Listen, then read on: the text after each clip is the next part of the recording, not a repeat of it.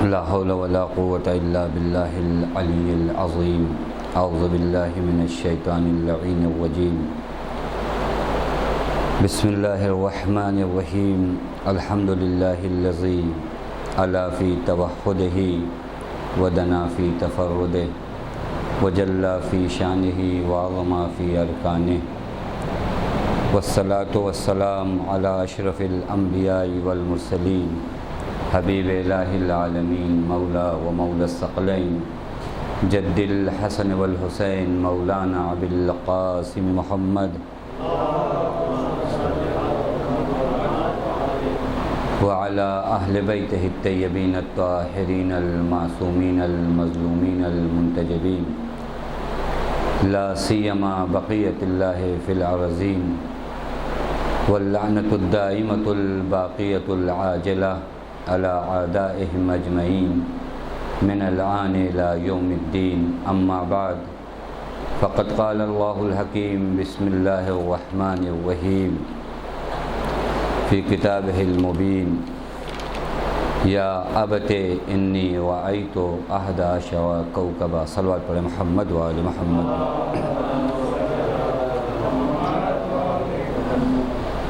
گفتگو اور بات ہم لوگوں کی اس مقام تک ہوئی تھی کہ جناب یوسف نے اپنے والد بزرگوار سے فرمایا کہ میں نے خواب میں 11 ستاروں کو اور چاند کو اور سورج کو دیکھا کہ وہ سب میرے لیے سجدہ کر رہے تھے. عرض کیا آپ کی خدمت میں کہ جناب یوسف نے یہ خواب کب دیکھا، خواب کے حالات کیا تھے. اسی مناسبت سے جو بات پچھلے ہفتے شروع کی گئی تھی وہ یہ تھی کہ سجدے کی حقیقت کیا ہے، کیونکہ ایک مناسبت تھی اور ضروری ہے کہ انسان سجدے کی حقیقت سے آگاہ ہو اور اسے معلوم ہو کہ وہ سجدہ جو اپنے معبود کے لیے انسان کرتا ہے اس سجدے کی اہمیت اور منزلت کیا ہے. بعض احادیث آپ حضرات کی خدمت میں پچھلے جلسے میں پیش کیا تھا. آج بھی کچھ احادیث ہیں جو سجدے کے سلسلے میں ہیں کہ انسان اگر ان احادیث پر غور کرے کہ جہاں معصوم سجدے کی اتنی اہمیت اور منزلت بتا رہے ہیں، پھر انسان کے سجدہ کرنے کا انداز جو ہے بدل جائے گا، کیونکہ کوئی عام حالت نہیں ہے.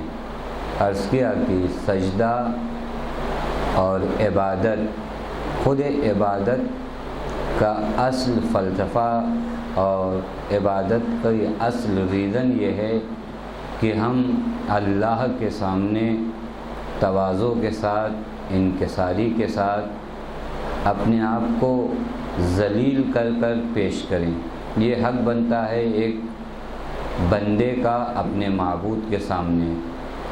اور اس عبادت کے اس اہم مقصد کو جو چیز بہت واضح لفظوں میں بیان کرتی ہے وہ ہے سجدہ، جہاں انسان سب سے نیچے اور سب سے تواضع کی حالت میں ہوتا ہے، کیونکہ سجدے میں انسان اپنے بدن کے مبارک حصے کو، عرض کیا تھا کہ اپنی پیشانی کو زمین پر رکھتا ہے.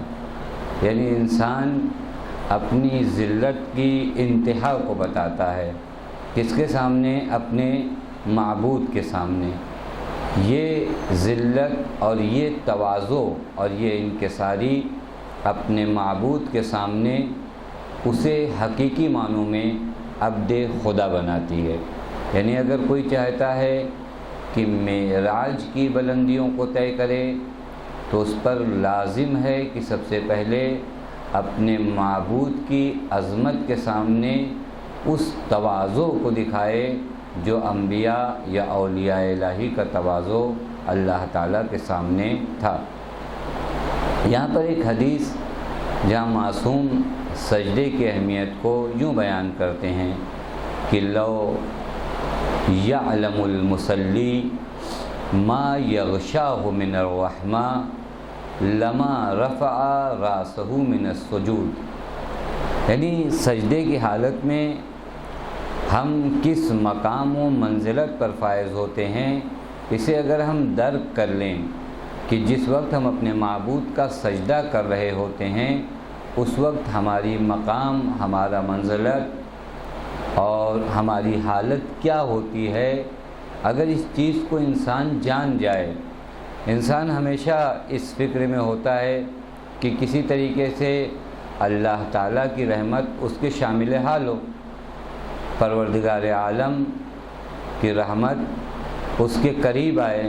معصوم فرماتے ہیں کہ لو یعلم المصلی، اگر ایک نماز گزار جو نماز پڑھ رہا ہے، لو یعلم المصلی، اگر یہ نماز پڑھنے والا جان جائے، کس چیز کو جان جائے، یعنی اس کو یہ معلوم پڑ جائے کہ ما یغشاہ من الرحمہ، کہ جس وقت وہ سجدے میں ہے اس وقت رحمت خدا نے کس طرح اس کو اپنی آغوش میں لیا ہے، کس طرح وہ رحمت خدا کے گھیرے میں ہے، اگر یہ مصلی جان جائے تو لما رفع راسہ من السجود، تو کبھی بھی وہ اپنے سر کو سجدے سے نہیں اٹھائے گا۔ اگر یہ جان جائے کس وقت کس حد تک مشمول رحمت الہی ہے، یعنی اس کو اس چیز کا یقین ہو جائے اور اس چیز کو سمجھ سکے، اس چیز کو دیکھ سکے کہ رحمت الہیہ کس طرح اسے اپنے گھیرے میں لیے ہوئے ہیں، تو انسان کا سر سجدے سے اٹھانا مشکل ہو جائے گا۔ اور یہ آپ دیکھ سکتے ہیں معصومین علیہ السلام کی سیرت میں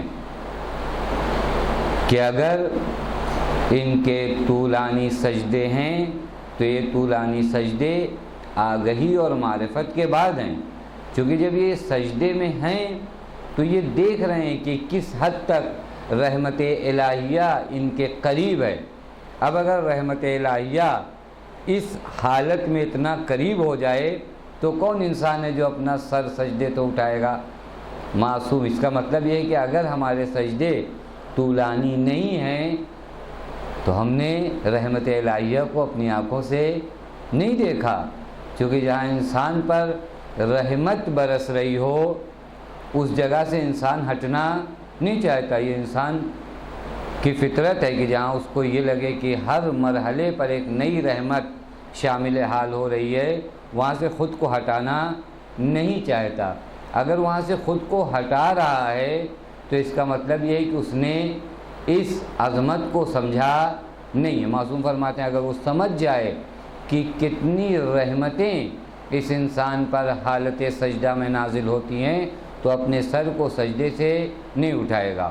اور شاید اگر ان معصومین کی ذمہ داری لوگوں کی ہدایت نہ ہوتی، لوگوں کو ہدایت کرانا نہ ہوتا، راہ صراط پہ نہ لانا ہوتا، تو یہ ہمارے انبیاء، یہ ہمارے اولیاء اپنی پوری زندگی ایک سجدے میں بسر کر دیتے، جیسا کہ بعض نبیوں سے اس طرح کے جملے صادر بھی ہوئے ہیں کہ اگر ایک سجدہ حق میں چلا جاؤں تو پوری زندگی اسی ایک سجدہ حق میں تمام کر سکتا ہوں۔ آپ آ کر دیکھیے، یعنی قید خانے کی اذیتیں ہیں امام موسیٰ کاظم پر، کتنی مصیبتیں ہیں، کتنی مشکلات ہیں، لیکن اس قید خانے میں زنجیر ہے، اندھیرا ہے، گھٹن ہے، کھانا نہیں ہے، پانی نہیں ہے، یہ ساری تکلیفیں ہیں، لیکن ایک عجیب چیز وہاں پر ہے، وہ امام کا نہایت اطمینان کے ساتھ اپنے معبود کو سجدہ کرنا ہے، جسے دیکھ کر دشمن بھی حیران ہو گیا کہ یہ کون ہے جو اتنی اذیتوں کے بعد، جو اتنی تکلیف کے بعد ایسا سجدہ کر رہا ہے کہ لگ رہا ہے کہ کوئی تکلیف ہی اس انسان کو نہیں ہے۔ یہ وہی لوگ ہیں جنہوں نے دیکھا ہے اپنی آنکھوں سے کس حالت سجدہ میں کس طرح رحمتیں نازل ہو رہی ہیں۔ اب یہ انسان کس طرح سجدے سے اپنے سر کو اٹھا لے، بس تعجب نہ ہو کہ کیسے ہو سکتا ہے کہ انسان جو ہے 2 گھنٹہ 4 گھنٹہ صرف سجدے کی حالت میں رہے۔ یہ ہمارے اور آپ کے لیے ہو سکتا ہے بہت بڑی بات ہو، کیونکہ ہم اس وادی میں ہیں ہی نہیں، لیکن وہ جنہوں نے اپنی آنکھوں سے دیکھا ہو کہ رحمت الہیہ اس عالم میں کس طرح نازل ہو رہی ہیں، اب اگر ان کا سر سجدے سے نہیں اٹھتا تو تعجب کی بات نہیں ہے، اور سجدے کی حالت میں وہ نہایت اطمینان کے ساتھ ہیں۔ انسان نہایت اطمینان کے ساتھ ہوگا اگر اسے اس بات کا یقین ہو جائے کہ میں اپنے معبود کے لیے اور معبود کی رحمتوں کا پیکر بنا ہوا ہوں، اور معبود کی رحمتیں مجھ پر بلا ناغہ نازل ہو رہی ہیں، تو وہ انسان نہایت مطمئن ہے۔ بس وہ بادشاہ جس نے قید کیا ہے وہ پریشان ہے، لیکن وہ قیدی جو قید میں ہے وہ نہایت اطمینان کے ساتھ ہے۔ فرق یہی ہے کہ الا بذکر اللہ تطمئن القلوب، ذکر الہی سے اطمینان قلب ہوتا ہے، دولت سے اطمینان قلب نہیں ہوتا، لشکر سے اطمینان قلب نہیں ہوتا، طاقت سے اطمینان قلب نہیں ہوتا، جاہ حشم سے اطمینان قلب نہیں ہوتا۔ اطمینان قلب ذکر الہی سے ہوتا ہے، اور ہم اپنے انبیاء اولیاء اور ائمہ کی سیرت میں دیکھ سکتے ہیں کہ فرعون اتنے بڑے لشکر کا مالک ہونے کے بعد مضطرب اور پریشان ہے، لیکن موسیٰ اتنے کم افراد کے ساتھ نہایت مطمئن ہے۔ نمرود اس جاہ و حشم کے بعد مضطرب اور پریشان ہے، لیکن ابراہیم تنہا جو ہیں نہایت اطمینان کے ساتھ ہیں۔ پورا قریش اتنی دشمنی اتنی طاقتوں کے بعد مضطرب اور پریشان ہے، لیکن تنہا پیغمبر علی کے ساتھ نہایت اطمینان میں۔ یہ لوگ قتل کے لیے آئے ہیں، 40 قبیلے کے افراد جمع ہیں، لیکن یہ پریشان ہیں، لیکن ایک شخص نہایت اطمینان کے ساتھ بستر پہ آرام کر رہا ہے۔ یہ وہی اطمینان ہے جو ذکر الہی سے انسان کو حاصل ہوتا ہے، دنیا کی کسی چیز سے یہ اطمینان حاصل نہیں ہوتا۔ اور آپ دیکھ لیں کہ جو قتل کر رہا ہے کربلا میں وہ پریشان ہے، وہ مضطرب ہے، اس کے ہاتھ لرز رہے ہیں، لیکن جس کے سر و تن میں جدائی ہو رہی ہے وہ یا ایتھا النفس المطمئنہ کا مصداق بنا ہے۔ یہ کہاں سے آیا کہ وہ جو مقتول ہے وہ مطمئن ہے اور وہ جو قاتل ہے وہ مضطرب ہے۔ یہ وہی قرآن کا فارمولہ ہے، الا بذکر اللہ تطمئن القلوب۔ اطمینان قلب چاہتے ہو صرف ذکر الہی سے ملے گا، اور وہ ذکر الہی آپ کربلا میں ہر جگہ پر دیکھ سکتے ہیں۔ اور وہ جو کہتے ہیں کہ کربلا کے 72 شہداء کیوں اتنا مطمئن ہیں، بھائی واقعاً اطمینان کی انتہا ہے کہ جہاں کل جنگ ہونے والی ہے۔ یہ کبھی کربلا کے ان پہلو پر غور کیا جائے، ان باتوں کو شاید مصائب کے عنوان سے پڑھا جاتا ہے، بات آ گئی تو میں عرض کر دوں، یہ کربلا کا وہی جمال ہے جس کو جناب زینب سلام اللہ علیہا نے دیکھا۔ کربلا کے اس حسن کو صرف زینبی نگاہ دیکھ سکتی ہے، ہماری آنکھیں بھی وہاں تک نہیں پہنچ سکتی۔ اس جمال کو جناب زینب نے دیکھا، جہاں خیمے میں پانی نہیں ہے، جہاں بچے تڑپ رہے ہیں، جہاں سب پریشان، یعنی عام لحاظ سے، یعنی اگر کوئی عام انسان ہو تو پریشان ہو جائے، ہر طرف سے دشمن کا لشکر، دشمن کے افراد چلے آ رہے ہیں، نقارے بج رہے ہیں، تلواروں کی آوازیں آ رہی ہیں، یہ ساری سچویشن سارے حالات ہیں، لیکن وہیں پر خیام امام حسین میں لوگ نہایت اطمینان کے ساتھ تسبیح و تحلیل میں مصروف ہے۔ یہ طاقت آتی کہاں سے ہے؟ یہ وہی طاقت ہے، الا بذکر اللہ تطمئن القلوب۔ یہ جانتے ہیں کہ ہم خدا کے ساتھ ہیں اور خدا ہمارے ساتھ ہے۔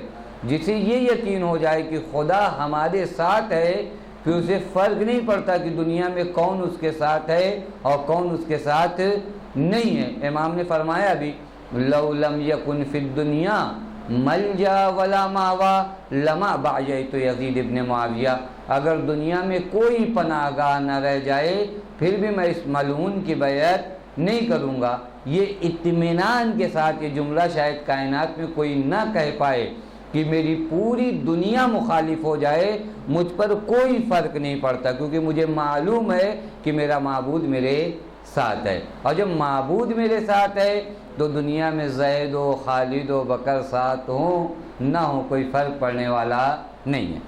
بس عرض کیا کہ اگر انسان سجدے میں اس حالت کو درک کر لے کہ کتنی شدت کے ساتھ رحمت الہیہ کا نزول ہو رہا ہے، تو امام فرماتے ہیں لما رافع راسہ، تو یہ انسان سجدے سے اپنے سر کو اٹھائے گا نہیں۔ یا ایک دوسرے مقام پر امام صادق علیہ السلام فرماتے ہیں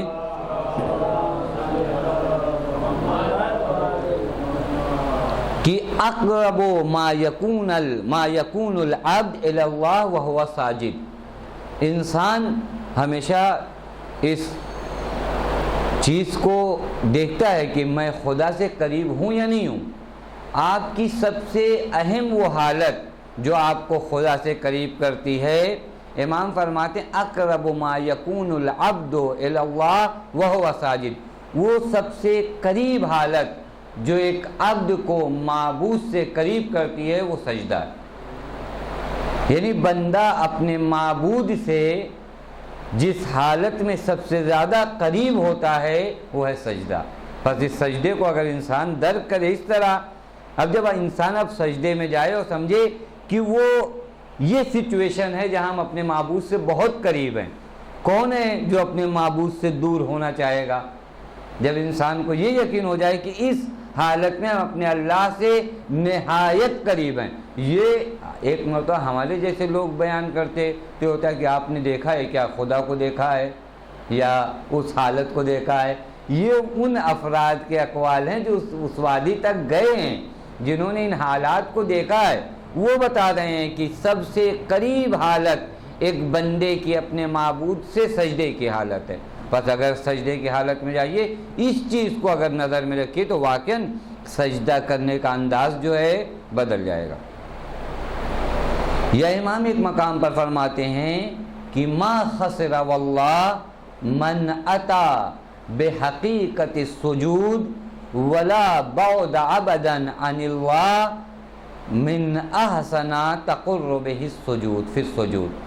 امام فرماتے ہیں قسم خدا کہ وہ انسان گھاٹے میں نہیں ہے، ما خسر واللہ، وہ انسان خدا کی قسم گھاٹے میں نہیں ہے۔ کون انسان؟ من اتا بحقیقت السجود، جس نے سجدے کو کما حقہ انجام دے لیا، یعنی جس نے سجدے کو جس طرح سجدہ کرنا ہے اگر اس نے اس سجدے کو اس طرح انجام دے لیا تو وہ گھاٹے میں نہیں ہے۔ اس حدیث کا مطلب کیا نکلے گا؟ یعنی اگر حقیقت سجدہ انسان سے نہیں ہوا تو گھاٹے میں، کیونکہ گھاٹا ہونے کی صورت کیا ہے کہ ہم حق کے سجدہ ادا نہ کر پائیں۔ اگر حق کے سجدہ ہم ادا کر دیتے ہیں تو امام فرماتے ہیں قسم خدا کہ یہ انسان جو ہے گھاٹے میں نہیں ہے۔ تو ان چیزوں کو دیکھ کر واقعاً ہمیں اپنے آپ کو اندازہ لگانا پڑے گا کہ واقعاً وہ سجدہ جو حقیقت میں سجدہ ہے وہ ہم سے سرزد ہوا، وہ سجدہ ہم نے کبھی انجام دیا، اور وہ سجدہ اگر انجام نہیں دیا تو کم از کم اپنے معبود کی بارگاہ میں پھر دعا کریں، پھر انہیں ساجدین حقیقی کا واسطہ دیں جنہوں نے سجدہ حقیقی کیا ہے۔ ہم امام سجاد کا واسطہ دے کے اپنی بیماریوں کے لیے دعا کرتے، بہت اچھی بات ہے، لیکن پتہ نہیں کسی نے آج تک ایسے دعا کیا کہ نہیں پروردگار عالم تجھے امام سید سجاد کا واسطہ ہمیں وہ سجدہ نصیب فرما دے جو حق کے سجدہ ادا کر دے۔ یہ دعا کبھی ہوئی نہیں ہوئی، اور اگر اس دعا میں ہم نے امام سجاد کو واسطہ نہیں بنایا، امام سجاد عرض کیا اس سے پہلے بھی امام سجاد کچھ دنوں کے لیے بیمار تھے، بیمار نہیں تھے، مصلحتاً امام بیمار ہوئے، تو ہم آج تک اپنے بیماروں کی شفا کے لیے امام سید سجاد کا واسطہ دیتے ہیں، واقعاً واسطہ دیتے ہیں، اور واقعاً ہماری دعا قبول ہوتی ہے، اور واقعاً ہمیں یہ دعا کرنی چاہیے۔ لیکن مجھے انصاف سے بتائیے کہ وہ بیماری جو چند دنوں کے لیے عارض تھی، اس صفت کو امام کی لیا اور آج تک ہمارے بیماروں کو شفا ملتی ہے۔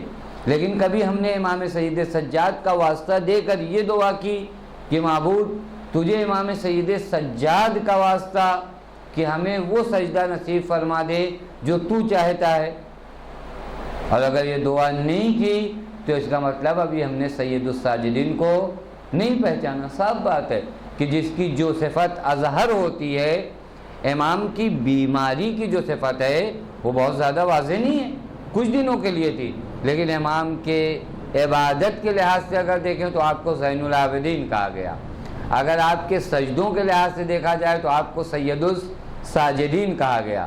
یہ وہ صفات امام ہیں جو آج تک کائنات حیران ہے۔ بس اس سید سجاد کا واسطہ دے کر ہم کو یہ دعا بھی مانگنا چاہیے، اور انشاءاللہ ہم یہ دعا مانگیں گے، اور ابھی مانگتے ہیں کہ معبود تجھے امام سید سجاد کا واسطہ ہمیں اتنی توفیق دے کہ ہم وہ ایک سجدہ کر سکیں جو حق کے سجدہ ادا ہو جائے۔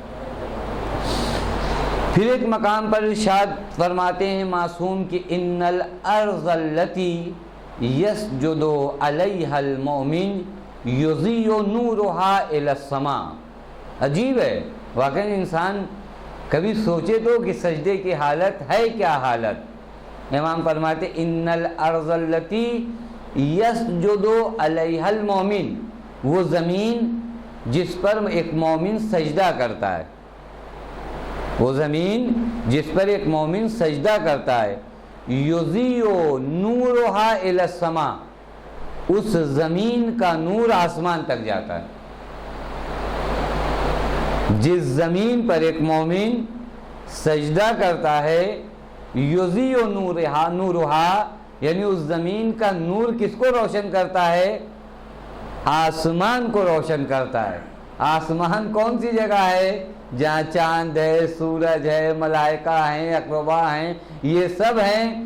مومن کا سجدہ، اور جس زمین پہ سجدہ کیا اس زمین کا، توجہ کریے، اس زمین کا نور یضیء نورها الی السماء، اس کا نور جا کر آسمان پر روشنی پھیلاتا ہے۔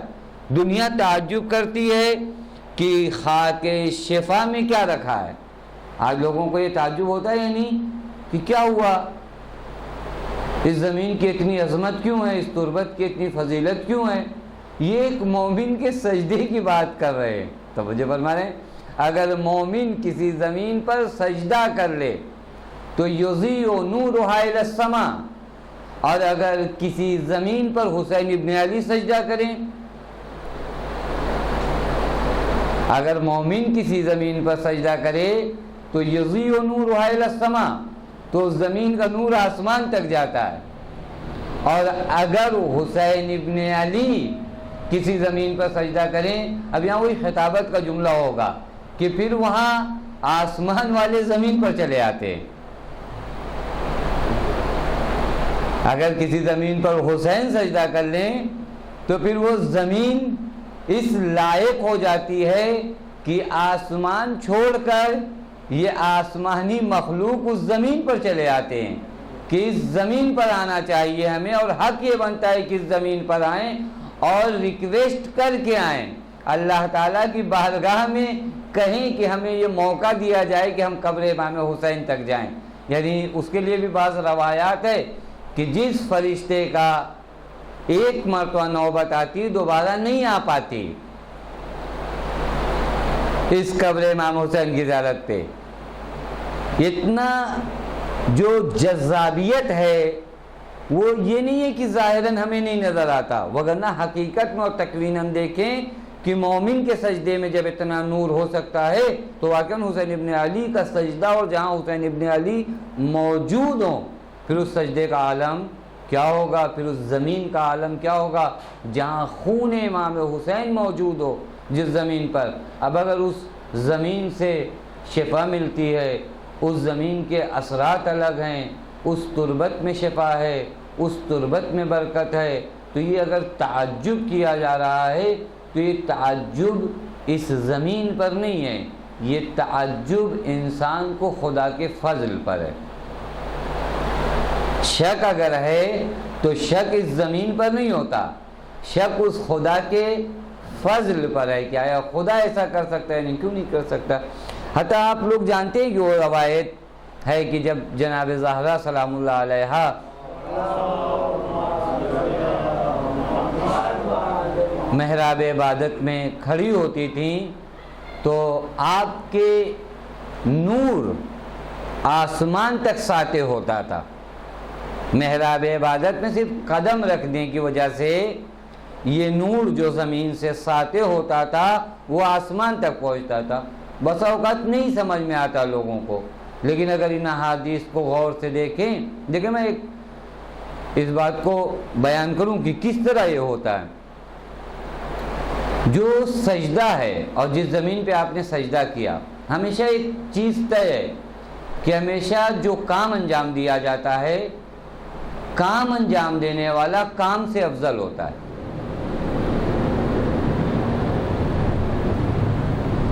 فاعل الخیر خیر منہ، یعنی جو بھی کوئی کام انجام دیتا ہے وہ اس کام سے بہتر ہے۔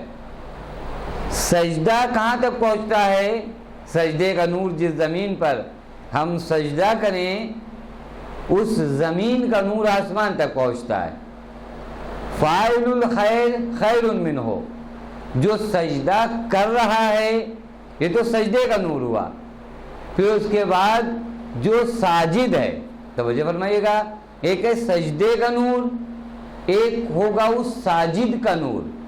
سجدے کے نور کی انتہا کیا ہے؟ آسمان۔ تو ساجد کے نور کی انتہا کیا ہوگی؟